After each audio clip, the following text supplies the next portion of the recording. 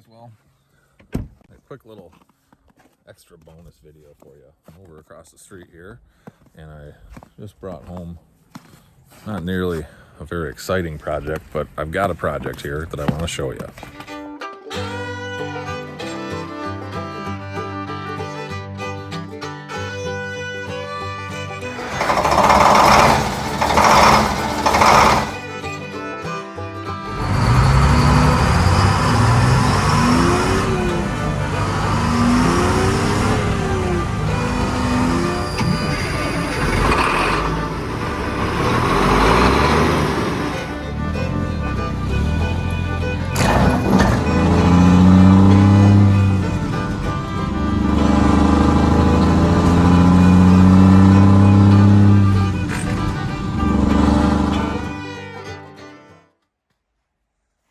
Two trailers. These are both nearly identical trailers, actually. We've had this one since new. This is a 1994 Ready Haul. These are both tandem 7,000-pound axle trailers, deck overs, short 3-foot beavers, equipment ramps, which I removed to do this, and like 11,600-pound GVWs. So the issue we've got, and this one we picked up about 5-6 years ago, used for cheap, but it's hard to see from, it's going to be really hard to see, but I'll zoom in and show you, and I'm going to try not to fall on my ass on the snow here. But if you look right there, we've got cracks in that subframe. And overall, if you look along both of that, it's a 2x2 subframe, and it's rust jacked in between the stitch welding. So that all has got to go. It is time. So while we're at it, we're going to do all new suspension, new bushings in the equalizer, all new straps and pins and bushings, bolts, U-bolts, springs, everything but the axles, basically. New hangers welded onto new subframe, because I can build those on the bench and then bring it over and weld to the trailer and then set the springs. The only thing that's going to suck is putting those axles back in. That's going to be a pain in the butt, but they're not that heavy, so we'll figure that out. But I figured this was the easiest way to do it. You know, took an excavator, had one of my managers help me. We flipped her over, flipped it on its side and stood it up, repositioned the chains, and laid it onto the deck. Done deal. A few other things we got to do. New jack. That jack's no longer functional. Gonna get rid of these dumb little brackets, which obviously just get bent, and we're gonna put some button lights in instead. Much simpler. And then I've got some new boxed in stop turn tail that'll allow us to get rid of this one as well. I think that's about it. Got to do some new mud flat brackets, just some little odds and ends. But we've got jack for another trailer. This jack. We got some springs, some L9000 stuff, and you know, all in, I've got, I don't know, my bill at the trailer store just now was like $780 with tax. But you know, some of this stuff that's for Nancy. We got some LEDs for the Ford. You know, we got our most little light boxes there. Yeah, so there's a couple things that are not part of the suspension build, but fun stuff there. All of our suspension parts. But you know, all in, you know, with labor, with all the parts, I'm gonna have a couple $1,000s into this. Don't get me wrong. New trailer like this, equivalent, and I'm going to paint it too while I'm at it. Not going to go crazy. This isn't going to get blasted. You know, it's in pretty good shape, so we're gonna wire wheel it down and paint it. But you know, well, let's say I've got two. Let's round up to $3,000 bucks, and new trailer that's somewhat equivalent to this is you're talking $8,000 to $9,000 if you can find it. So we're going to be way ahead. Yeah, it's a 93, but it's going to be good as new and saved us a whole lot of hassle. So I'll show you what once we get into it here, another few days to a week or whenever I get to it, but bringing it home so it's ready once I'm ready. Thanks for watching.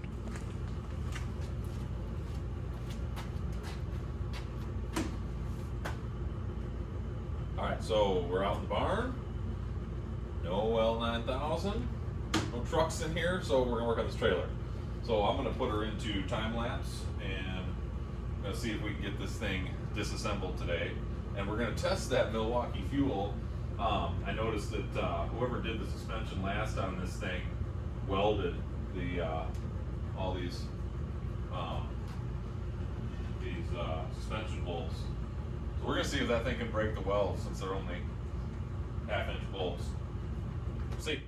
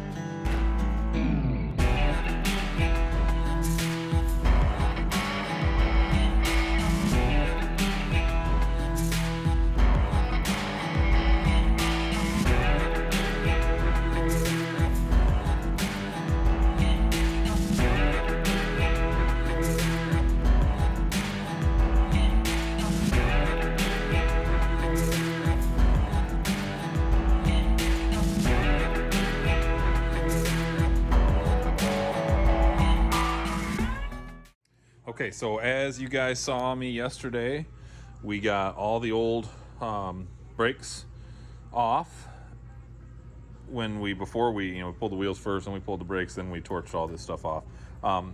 These brakes are getting pretty thin. There ain't nothing left of them. Drums are not horrible, but they've got a ridge, and they've got some really uneven, notably oddball wear on the drum surface, and those magnet surfaces are wearing big time.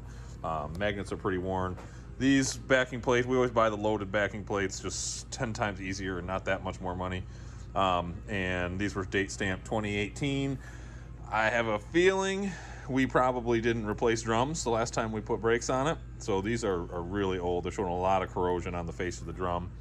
So I'm not going through all this work on this trailer to put old brakes back on. So I went today and picked up all new drums and backing plates, all Dexter stuff, good quality American-made steel. Got a whole bunch of seals because we need them for a bunch of other trailers. And one bearing that I found had just didn't feel quite right to me, as well as all new lug nuts because the old ones were a little funky. So you can see we got our axles sitting here off to the side. We got our bearings and spindle nuts and whatnot. And then this is what we've got on each side. So this is the subframe that needs to go. It's cracked in spots. If I turn you around here, you can see, I think, a little bit of that rust jacking. You see right there, that's a pretty bad section of rust jack right through there. It's really pushing on that. And this is the side over here, right here, where it's actually rust jacked enough that it's caused a crack here and here. And that's where it's really, really pushed out right there. So that's the worst of it. But both sides, it's starting, that's got to be about to crack right over there, as you can see. It's actually pushing down on the main frame rail. So that's why that's got to go. A number of these welds, if it didn't rust jack, it actually cracked the weld instead. See if I can find an example of that.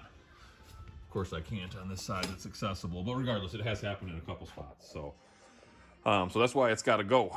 So I also just cut into this and found that this is 3/16, which is what I expected. I bought quarter wall 2x2 to replace, so I feel a lot better with that. So what I'm gonna do is, I got this quarter wall tubing is already cut down to exactly 72 inches, which is the measurement from, they did these angle because you want to box this in so you don't get water intrusion into that. So I'm going to do the same thing and angle cut these and box them in, or even if I don't angle cut them, to be honest with you, I may not bother with that. I might just box them.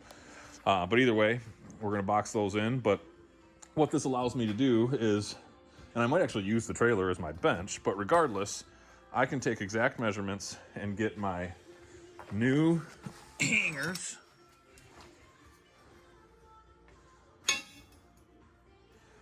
welded in exactly where I need them. I can turn this bar around so I'm never welding out of position.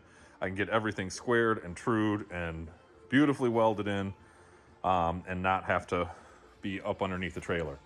Then, you know, whatever order, but regardless, this gets cut off and goes away. We prep and paint and clean up underneath, whatever we want to do. And then I'm just taking these tubes with fresh hangers on them and welding them onto the main frame rail. And I'll do the same thing. I'll stitch weld. I'm not going to weld, you know, that's 6 feet times 4 beads. I'm not going to weld 24 linear feet. You know, at some point, by the time, you know, this trailer made it 28 years. This is a 93. You know, by the time another 28 years goes by and, you know, it's rust jacked again, this trailer ain't going to be in existence, not in my use anyway. So no reason to bead weld that whole thing. So what I have done so far, at least on this side, is I don't trust just making a mark. So I actually took the angle grinder and I put just a little bit of a divot cut in there. So as I'm cutting and grinding and stuff on these welds, I don't lose that mark and I know exactly where. So what I'm probably going to do is start right now with getting my new subframes all welded with the hangers. Then once I know I'm satisfied those are perfect, then I'll go through and cut these off, and then it's just a matter of welding on. Then we bolt on all new parts. The only parts that are getting reused are obviously the axle tubes themselves, spring bottom plates I kept, and the equalizers, because we're just going to push new bushings into those, and no reason to not reuse those. They aren't wore through. We're pretty good at keeping bushings when necessary, so we don't need to replace parts that aren't truly worn out. So the springs may or may not have been actually worn out. They did show some flat spots when they were under load. Actually, you can see it right there. They're pretty flattened out in the middle section. There's that arch is gone. When you compare it to one of these new ones, that's where you can really see the difference. So there, we've got nice arch the whole way through. Here we've got arch, arch, arch, flat arch. And all 4 springs are doing the same thing. So we know we've got so we're probably gonna gain, you know, a 1/2 inch to an inch of height on this trailer when we replace these springs. But again, it's an old trailer, but it's a perfectly good trailer. Ready Haul builds awesome stuff. You know, you can see right there, it's upside down, of course, but Ready Haul trailers, GVW. No, I'm sorry, I said 7,000 pound axles in the video. That's wrong. These are 6,000 pound axles. That's why they're 6 lug. GVW 10,160. And it says, looks to me like that says date of manufacture, May, upside down, of course, but it says May 1993. So she has done really, really well over the years. All we have is minor surface corrosion. And again, we're gonna get rid of some dumb stuff like that I don't like and get this whole thing done. So I'm gonna get to welding. Okay, well, first one's done. That only took, that was probably 15 minutes or less of welding. I think I spent more time measuring and making sure we're good, but you know, this is definitely the way to do this. We are, you know, no out of position welding. Don't need to worry about using flux core or anything like that. I was able to use shielding gas for everything. Turn it as I wanted. Box those hangers all the way around. Boxed each end. I just had some, I had some 1/8 inch flat bar I had, so I cut it down to the right size and just welded it. We don't need, it's not structural, so we just need to seal it up. So 1/8 inch is just fine. No reason to waste anything heavy wall. So there we go. We'll do the other one. It's identical, so we'll measure it and weld that up, set these off to the side, and then we can start cutting off the old ones. Moving right along. All right, well, I gave up on the old cutoff wheel pretty quick when 2.5 welds in out of, you know, I don't know, 15 per side. I was almost through 1 wheel. So I reverted to the ultimate persuader, torches. put the old ones off. As you can see, there was nothing left at the bottom of that 3/16 tubing. It's all gone, so we'll go ahead and put this up here in the scrap pile. And, you know, now we can do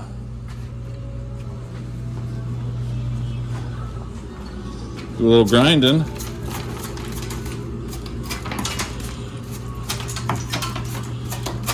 You know, luckily the way this sits is most of the, where's my small persuader? I don't know what I did with the small persuader. There's the small persuader. The water sat on the subframe.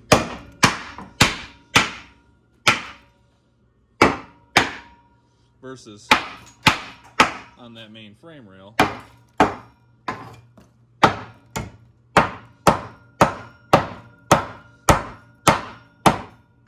Looks like we might have a little more torching to do there, or that might just be a job for the air chisel. But regardless, so I'll take the needle scaler to this first, scale that all out, grind off what's left of the welds, clean it up, and you know, we've still got our marks here, so we know right where to weld this subframe on, square everything up, and we're back in business. So, progress. Everything's ground down, welds are all gone, re-beveled the corners, removed paint with the flap wheel in preparation for the stitch welds, and that means we're ready to go on.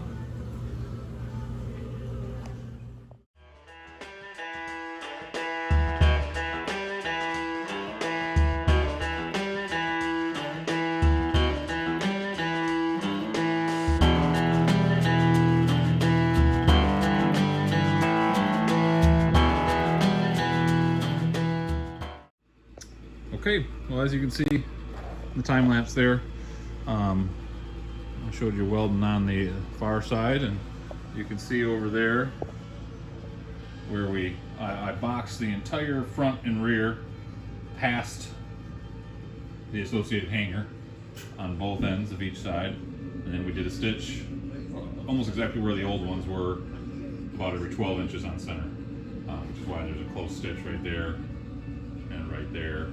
We didn't have too long of a gap in between. Did the same thing over here. You know, had to do a little fill weld there, but overall turned out very nice.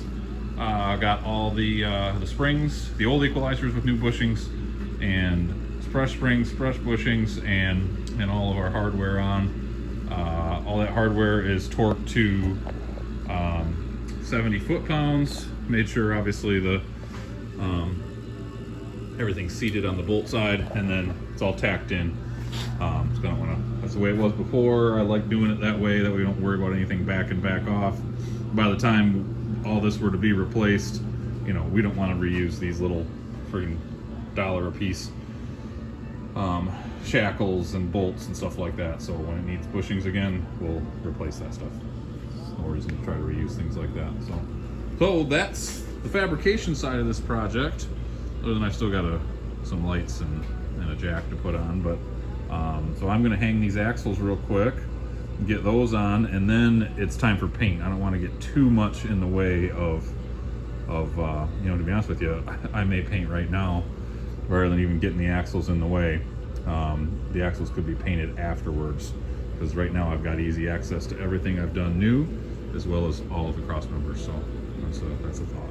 All right, guys, so here's where I'm at on this project. I've got the new jack welded on.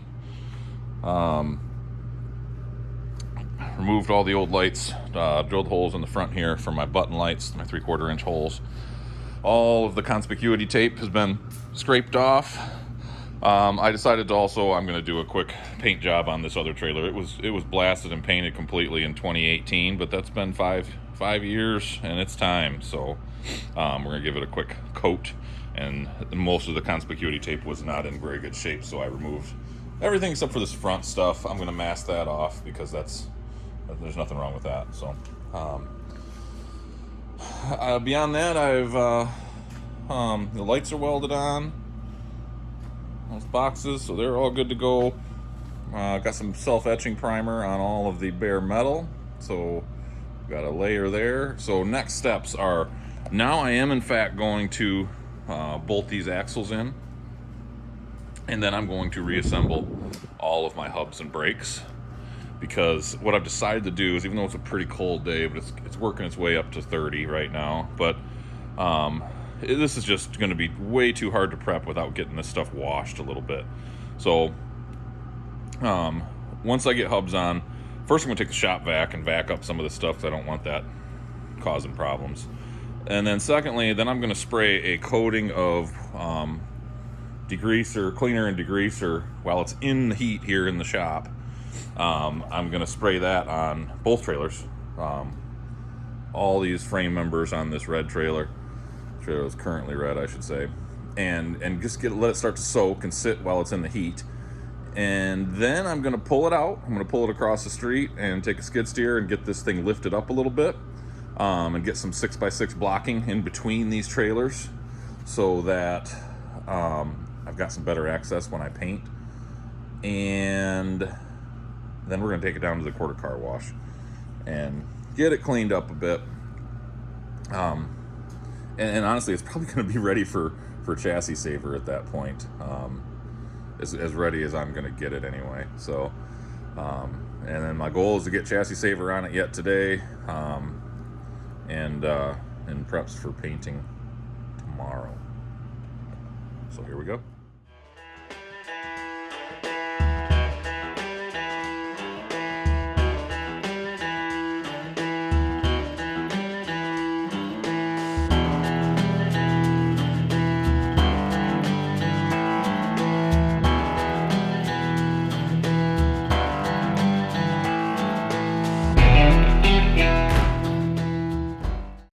Well, they're out of the barn, back here at the shop. It's a beautiful sunny morning. I'm headed out to get some equipment picked up, and I did decide on this. This is the one that was on top, that was the red trailer previous. I hate bearing buddies. Previous employee put some on. One of them was broken anyway, so I'm just going to get some regular dust caps, because those are not lube end axle stubs, so there's no reason to have the ones with the little rubber plug. We'll just put a solid dust cap on them. We pull our bearings every year and repack and inspect at least annually, so there's no reason. And I just don't like, the only time I like bearing buddies is on a boat trailer. You dip it in the water and you can force some water out between repacks, but other than that, I think they're just recipes for disaster. People don't understand how they work. Anyway, paint turned out pretty cool. We got a little bit of touch-ups to do. You can see the red on the bulkhead up there that I couldn't get to when it was upside down and whatnot, but they both turned out, they're a little frosty this morning. Got a couple lights left to put in. Got to paint the ramps yet. Sorry for my shadow walking around, but there's the twin ready hauls, all painted up and pretty and ready to go.